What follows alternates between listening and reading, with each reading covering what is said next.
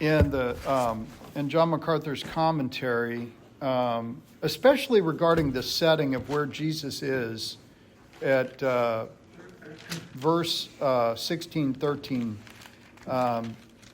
It says, when Jesus came into the district of Caesarea Philippi, and I want to read where that is because it's very important.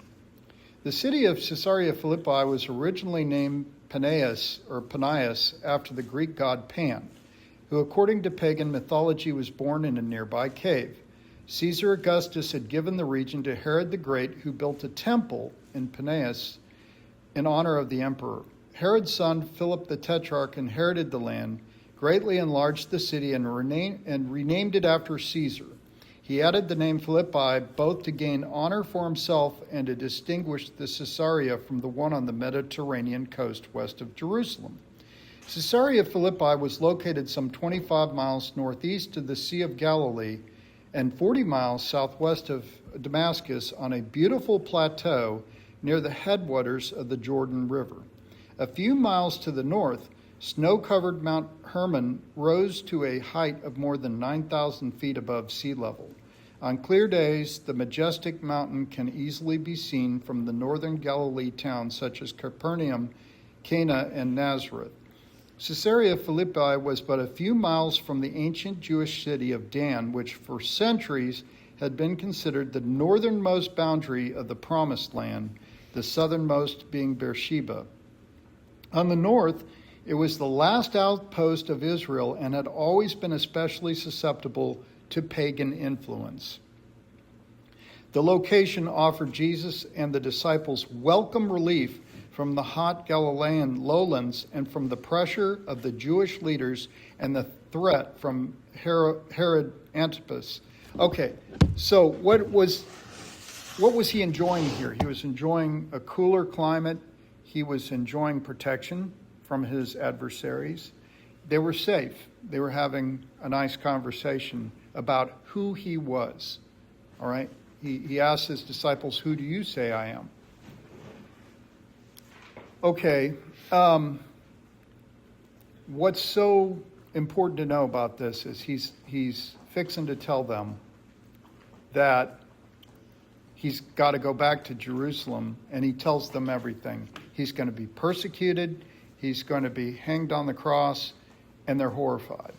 Why would you do that when you're in such a comfortable place? You know, you're enjoying yourself. You're enjoying your life. Why would you do that?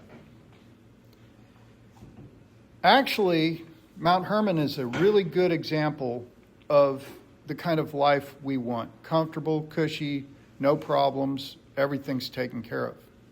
Why would you go back to Mount Moriah, which is where the Temple Mount is, and where, if you recall in Genesis 22:2, Isaac was nearly sacrificed, right? And you've all heard the term Jehovah Jireh. That's associated with Moriah, which means God will provide. God will provide. What will he provide? A cushy life like in Mount Hermon? Or will he provide something else? And so this is who Jesus is. He's telling them that Abraham just had to be willing to sacrifice Isaac, but God is actually going to sacrifice his son so that we might have eternal life. There needs to be an atonement for our sins. Jesus is going to, he knows that. He's going to provide it, but nobody else around him understood that. So understand the symbolism here. He's going from a very beautiful, comfortable place to his death. And it's not just any kind of a death. It's not just a physically horrible death, but it's a spiritual and emotional death because he's got all the sins of everyone dumped on him, and he's separated from God the Father for 3 hours. So people overlook the spiritual and emotional separation from the Father at that point. And in my mind, that was probably worse than the physical attributes of his death, because he was one with the Father, right? So consider when he's asking the question, who do you say I am? He's the atonement. He's trying to tell them that. So how does Peter answer? Just previous, Peter was called his rock on which he'll build his church. But when Peter says, no, Lord, you're not going to do that, what does he tell Peter? Get behind me, Satan. Now, and that did come from Satan. Make no mistake. Satan was using Peter to try to get to Christ, to stop the official act of atonement. Where else did Satan attempt that? In the three temptations. When Satan said, I'll give you all of this. I'll give you all these kingdoms of the world. I will save you from what I know is coming. So that was the second time Jesus said, get behind me, Satan. Jesus was committed. The only time he wavered was when? The Garden of Gethsemane, where he was praying so fervently that drops of blood were dropping from him like perspiration. And what did his disciples do while he was praying? They slept. They slept. Now these are disciples that walked with him, right? They knew they were in the presence of the Holy God, and yet they still didn't understand. So when you run into people that really don't understand, remember, they're pretty much doing what the disciples didn't understand. It's only through the Holy Spirit that God can open your eyes and your ears. It's only through the Holy Spirit that you can gain the strength to sanctify yourself. It's only through the Holy Spirit that God can work his will on you. I want to mention one other thing before we get into the questions. I've really been doing a lot of thinking about what Tyler brought up with the pearl and how the merchant sold all he had so he could get that one pearl, which is us, right? But I want to ask you this question. The pearl started out as a piece of sand. And God sees all and knows all. When he's looking at us right now, we're pretty much just a piece of sand. We don't become a pearl until later on, until the process of sanctification is complete. Then he sees the pearl. So let me ask you this question. When God looks at us, not through our eyes, but through his, does he see a piece of sand or does he see the pearl? And if you answer he sees the pearl, then shouldn't we all look at each other as the finished product, as what we will be instead of what we are now? So we'll start with the questions that we left off at.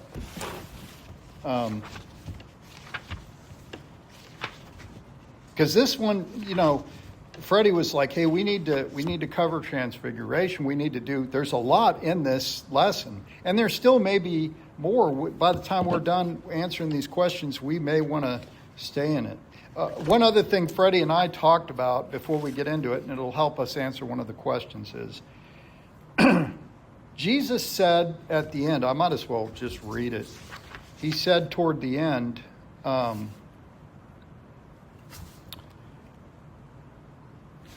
let me get it in front of me.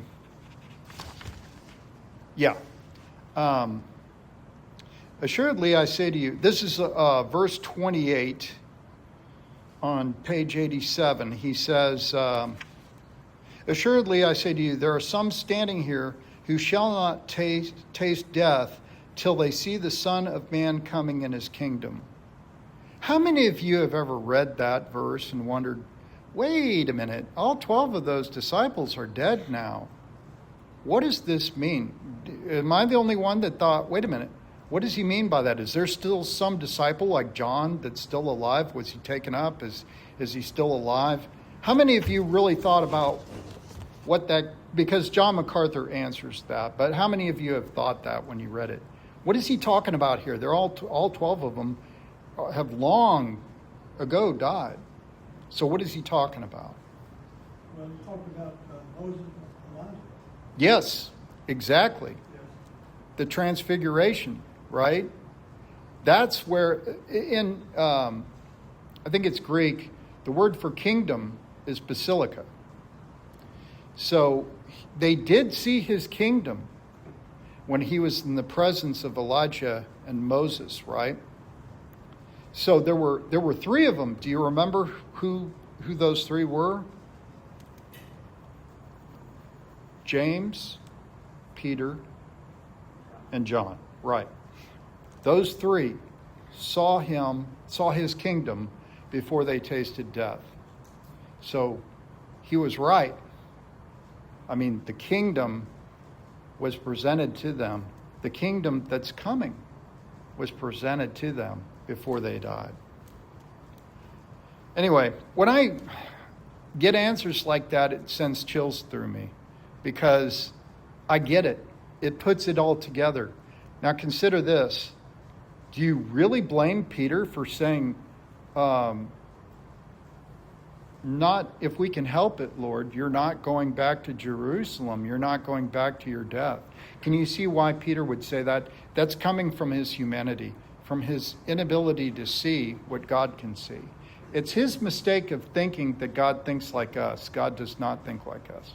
Also, could this be that his kingdom began when he was crucified and rose from the dead?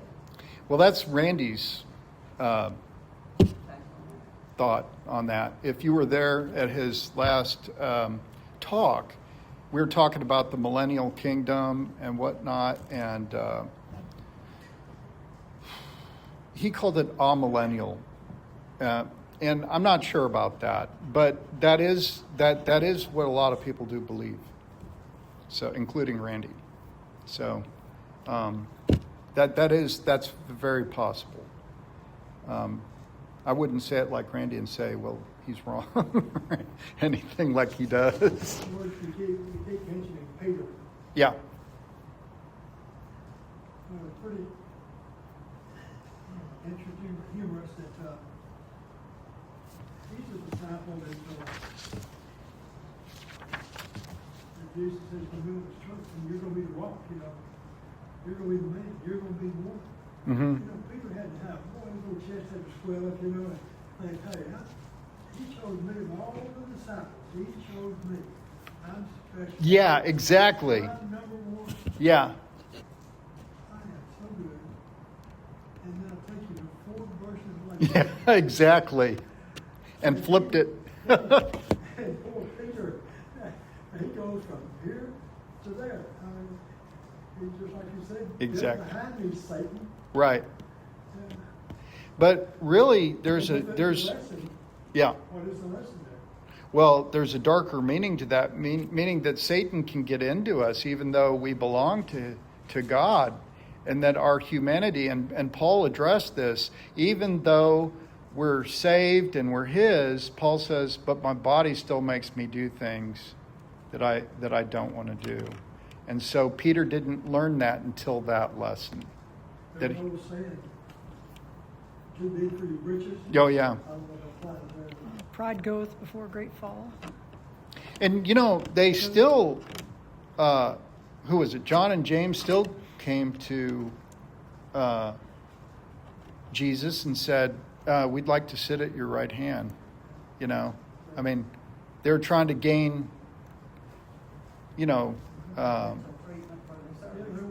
It's kind of like we want to be on the inside, political power or something.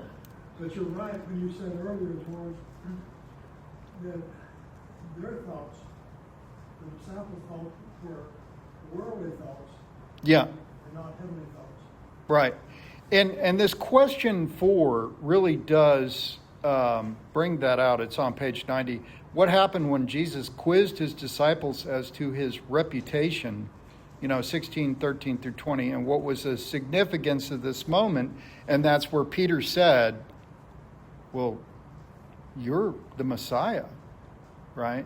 Now, that was very important because the Messiah, according to man-made tradition, was to come in the image of David and be a conquering king. They were expecting someone to save them from Roman rule. And Jesus was getting a lot of followers because they thought, hey, he can do this. We believe he has the power to do this, but he didn't do it. And so he disappointed them. Even though some of them recognized that he probably was the Messiah, he disappointed their expectations, right? But let's answer this question. What happened when Jesus quizzed his disciples as to his reputation? We know what Peter said. Let's go back and look at that verse again. Let's see.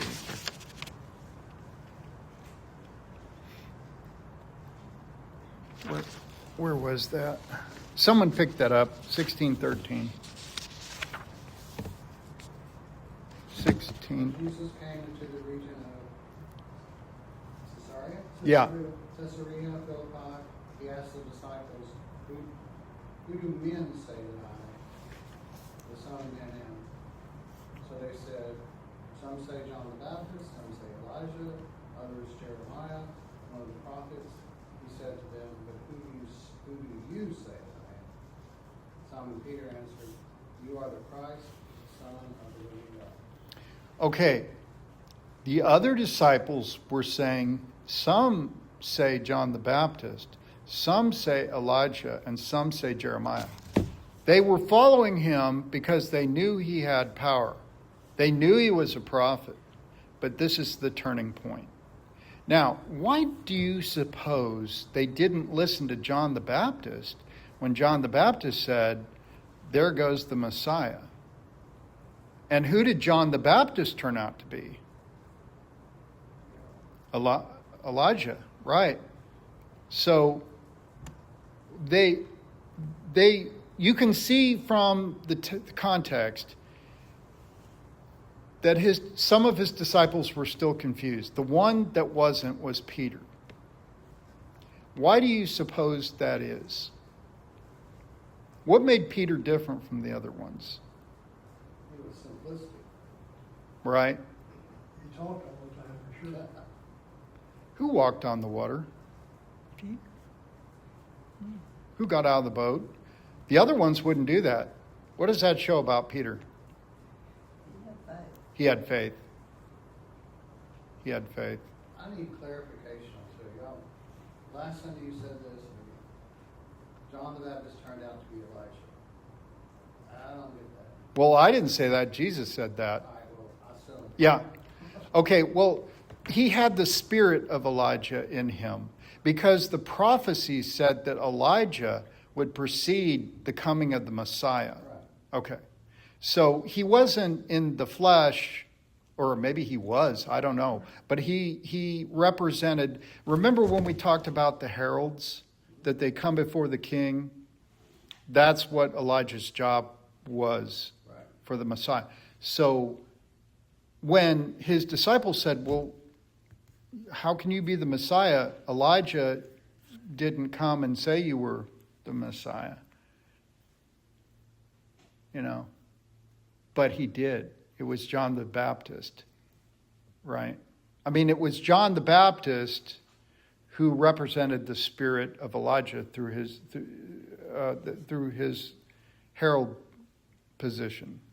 Well, Jesus said it, but I don't see evidence. Okay, well, let's switch to the Mount of Transfiguration.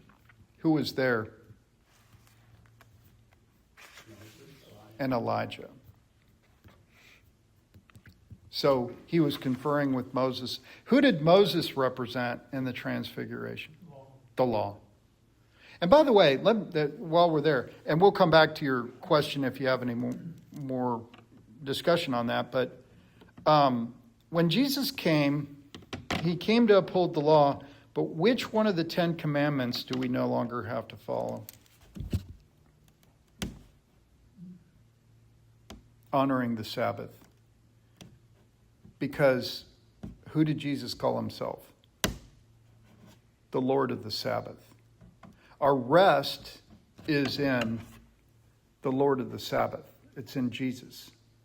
So he basically released us from that commandment. We still have the other ones. But he released us from that one, and he released us from the man-made traditions that, the Pharisees came up with. But what else were you Well, missing? Verse 28, Okay. you mentioned that, well, how could this be? They were already dead. You were talking about Elijah and John the Baptist. Uh-huh. No. The three disciples, he's talking about the disciples. He says, I say to you, that there are some standing here who shall not taste death till they see the Son of Man coming in his kingdom. Now, the word for kingdom in Greek is basilica. And that's what was used here in the translation basilica, meaning that the kingdom was in the transfiguration. So they saw the kingdom before they tasted death. It wasn't like they were going to see his second coming. They saw his kingdom. It was a premonition of his kingdom to come. And you don't think, since Elijah never tasted death, right? Right. You don't think maybe could we talk about Elijah? Well, possibly. And that's where I'd say we shouldn't take it literally, because it was definitely the spirit of Elijah in his position as herald. Definitely John the Baptist was the herald for the coming Messiah. There's no mistaking that, even though John the Baptist was even confused and went back and said, "Are you sure you're the Messiah?"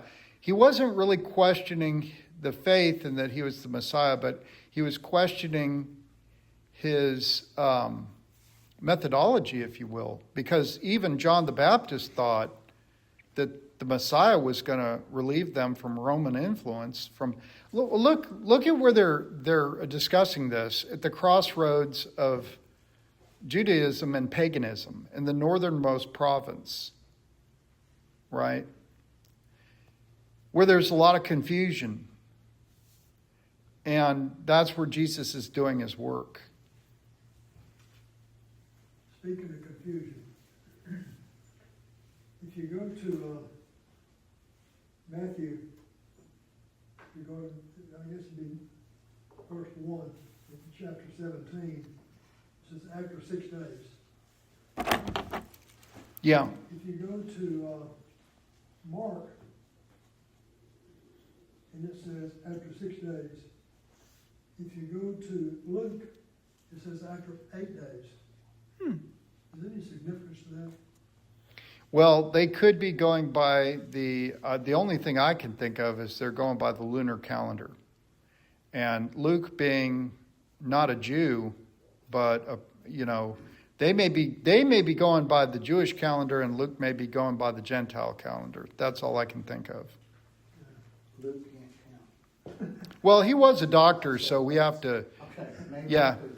Yeah, we have to give him consideration for being a doctor, because they're special. But anyway, I hope that didn't confuse you, Perry. No. Still working on the others. It says, skim the passage and identify the various encounters Jesus had with different individuals. What do you learn about Jesus from these encounters? He had compassion and he loved all people regardless of race. That's what John MacArthur says. Yeah. It was his compassion, his love for all. Remember, God sends his rain on Just enough. the just and the unjust, and his son did the same. It's their nature. It's his nature not to withhold mercy or compassion. Not to have preconceived ideas or prejudice Right. that we often deal with. Right. We struggle sometimes. And that gets back to what I just said about, does God see you as the sand or the pearl?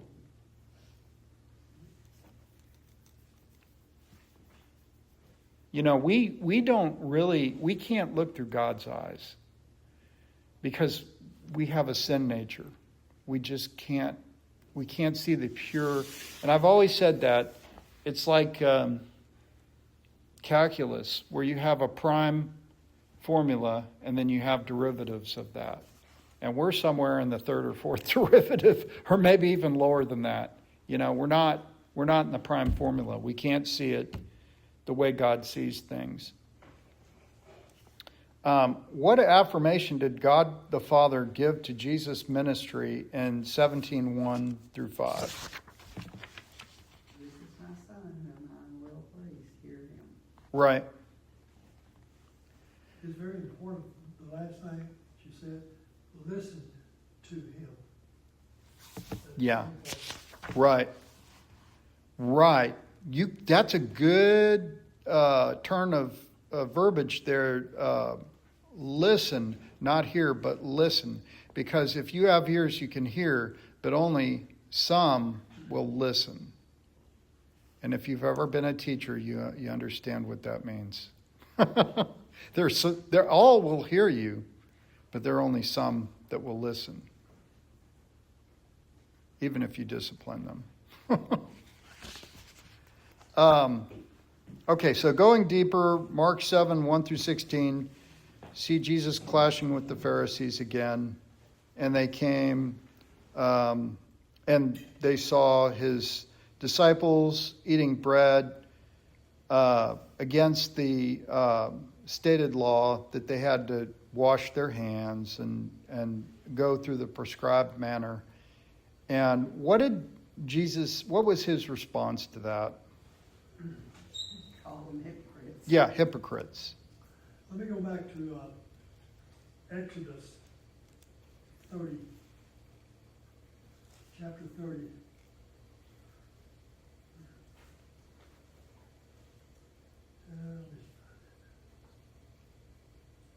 And this is verse 21. And they shall wash their hands and feet so that they will not die. This is to be a lasting ordinance for Aaron and his descendants for all generations to come. Mm-hmm. And so God is saying, hey, we have this procedure, the holy priest, the high priest, before you minister, before you, maybe there's one other thing, minister or approach the altar, Mm-hmm. you must wash your hands. The Pharisees and the scribes, what they did, they applied it to the daily life Yeah. of the Jews, Right. and that to control. You know, that brings up something else. The Pharisees, who would they be equivalent to in today's society? I hate to say this, but who would they be equivalent to? Lawyers. And the Sadducees. The Sadducees, who would the Sadducees be equivalent to? No, Government officials. Politicians. Politicians. too bad. So you had, and who was basically taking care of the temples? The Sadducees, yeah, they were the ones. So you had the politicians taking care of the temples, and you had the Pharisees administering, or the lawyers administering the law. And that doesn't seem like a very good outcome to me. In fact, it kind of sounds like today, doesn't it? I mean, so things really haven't changed that much since Jesus' day, have they? Sin is still active and well. You know, I want to point something out here too. Was Jesus involved in politics at all during his day? I don't think so. No. But he still paid the tax when he was required to pay it, right? But he paid it without protest. He paid it without getting all upset about it. Why do you think that is? Well,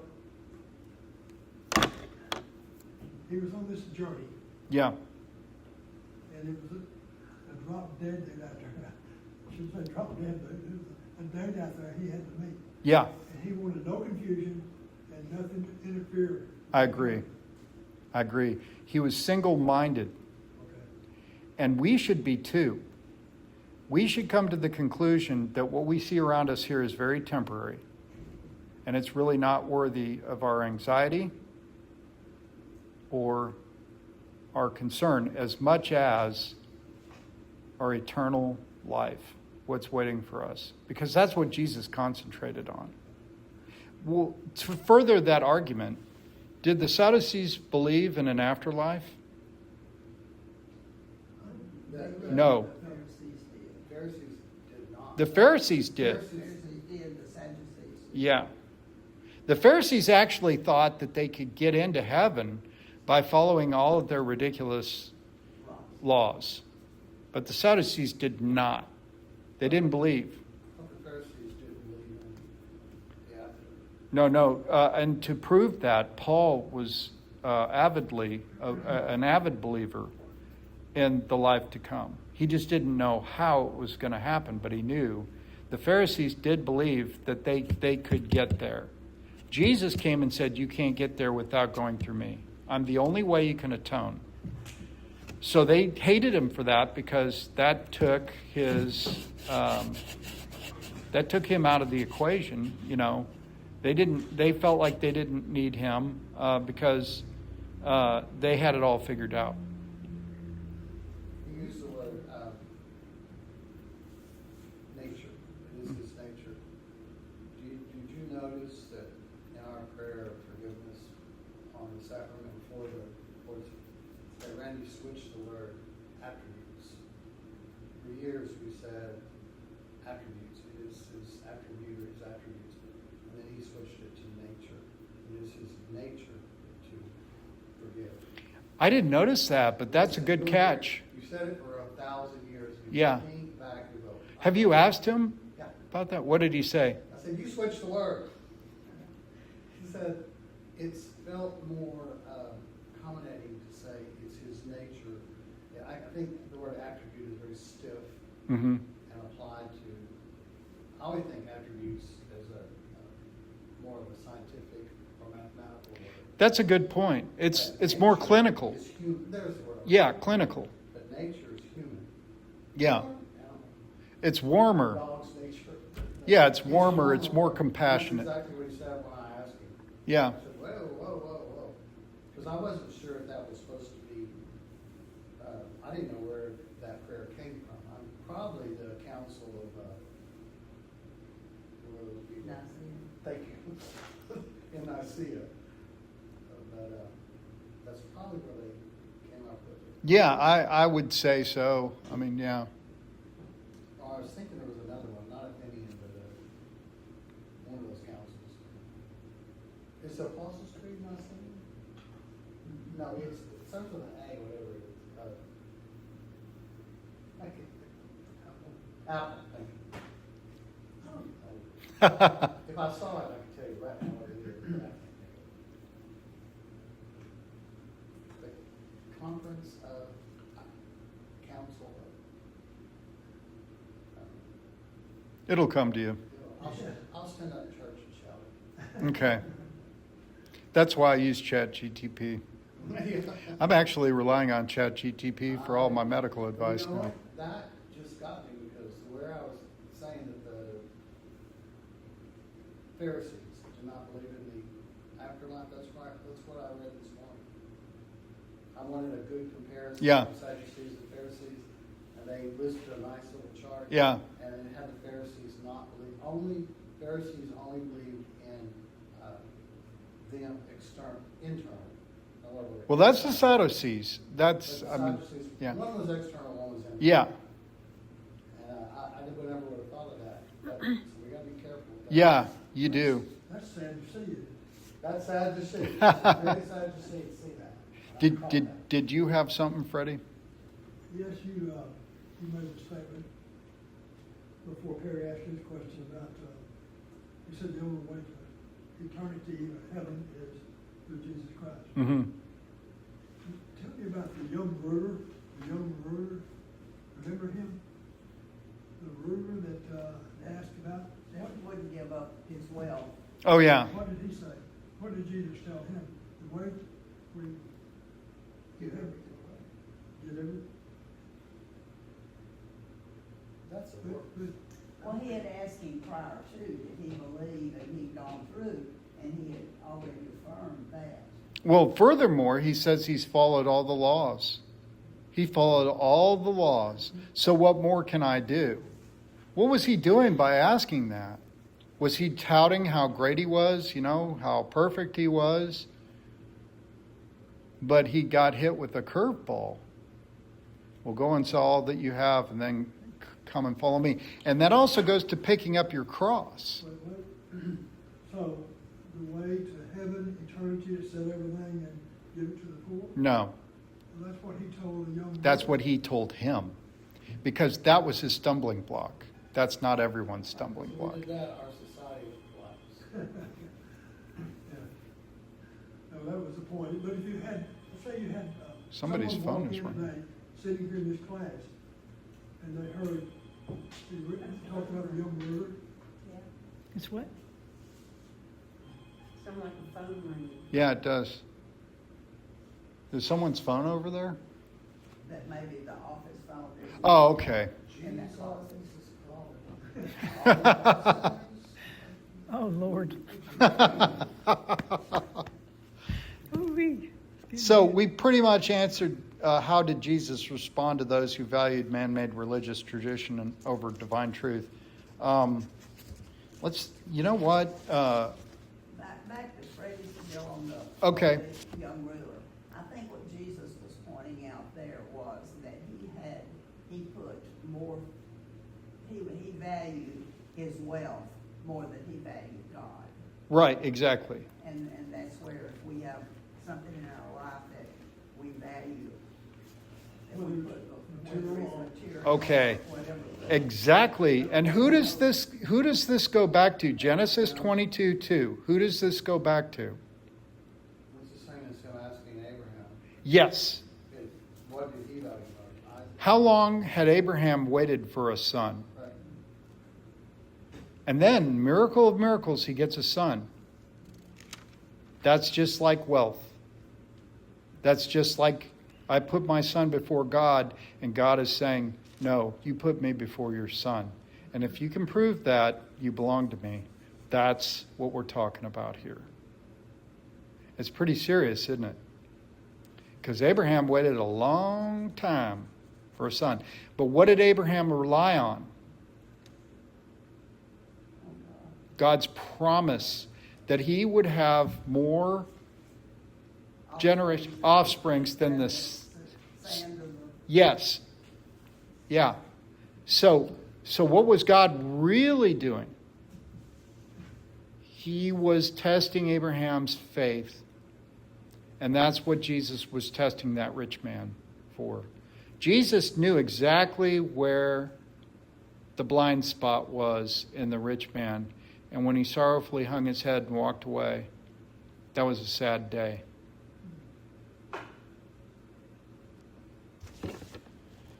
So,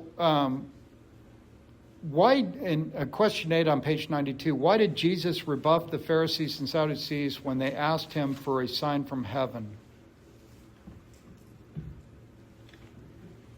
because he had been given them and they refused to acknowledge them already. He had So already Yes. given him Jonah.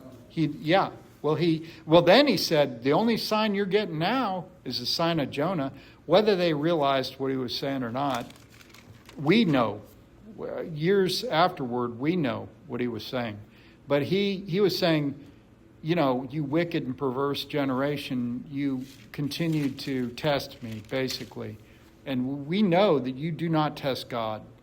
He'd given them enough proof that he was the Son of God. And they knew it. See, that's the thing. They knew he was. But they continued to ask him, so he finally said, the only sign you're getting now is the sign of Jonah, which should have sent chills through them, because he's going to be resurrected and go back to God, but what's going to happen to them?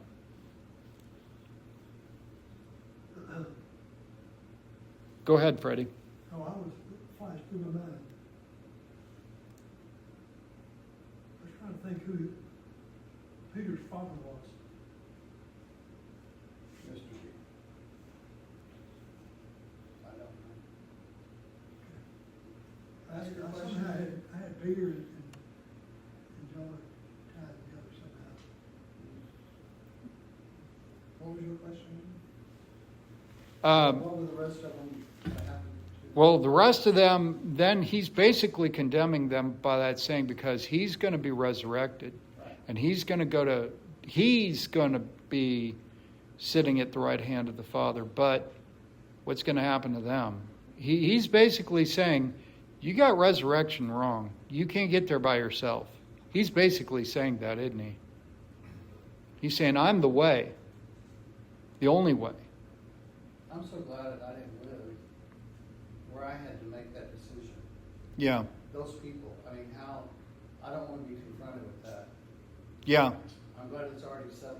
yeah, exactly. Because I don't know But- which way I would have gone or what I would have done. But Perry, they had it. We may have to do that. Yeah, but There's they... a second coming, or if there's a antichrist or something, and I don't think I'm smart enough. Well, but see, you know... Recognize it when it's there. Yeah, I don't know, I have so many suspicions, and now it's so clouded with, technology, I don't know what to believe. But see, here's the thing. You're trained a certain way, I'm trained a certain way, they were trained a certain way. They knew he was the Messiah. They knew the prophecies better than anybody else. They knew he was meeting all the prophecies. I'm going to give you an analogy. Y'all remember COVID and all the procedures and everything, and I'm telling you, my biggest issue with that as an attorney was we were taught about informed consent. And so were doctors.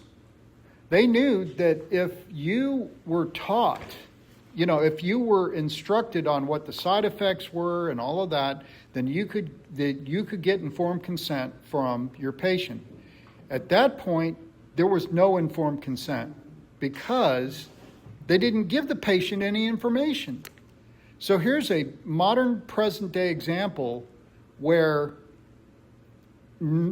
attorneys knew better, doctors knew better, they were trained in that.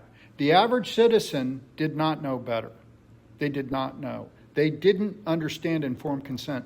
But I guarantee you, informed consent is the bedrock of medical practice.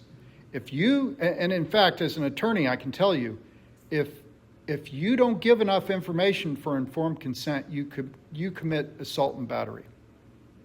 Because that's not what the patient would have wanted. You basically injured them, right?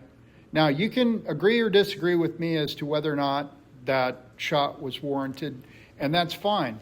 If you took it, that's great. But you didn't have informed consent. And that's... A lawyer has a defendant, and he doesn't explain all the possibilities of the outcome, whether it's good or bad, then he's liable? If they are known. If they're unknown, They're known, right. yeah, if they're known, in Through fact, discovery, he finds, yeah, if through discovery, then yeah, he's liable. But if so that gets into patent and latent. Patent's on the top, you can discover it. Latent is something that's non-discoverable. You just don't know it exists. It's like defects in a house. When you're like a realtor and you go and you show someone a house, there's patent defects. It's obvious the roof is leaking. If you don't point that out, you're liable. If you didn't know, I mean, it's hidden. Maybe they painted over the wet spot. I Then, think that the young boy who stabbed the other boy, I think that's going to be used to save the bad kid. yeah, Because they're going to say the parents were not informed or didn't mentally understand if he said, I plead guilty, right. what possibly could happen. Yeah, And he pled guilty. yeah, And so some really sharp lawyer is gonna say, these parents were not educated well enough, That's and happened. it could win. That could be appealable. Because they obviously didn't respond like they knew. That's called lack of counsel. That's called lack of counsel, of not having But we are. standard counsel. Yeah, but see, that's the point I'm making. The Pharisees knew. They knew the law. They could line up all the prophecies. They could see it. It wasn't really hidden from them. They knew. And he knew they knew. That's the other thing. And they were still leading the people in the wrong direction, and they're still doing that to this day.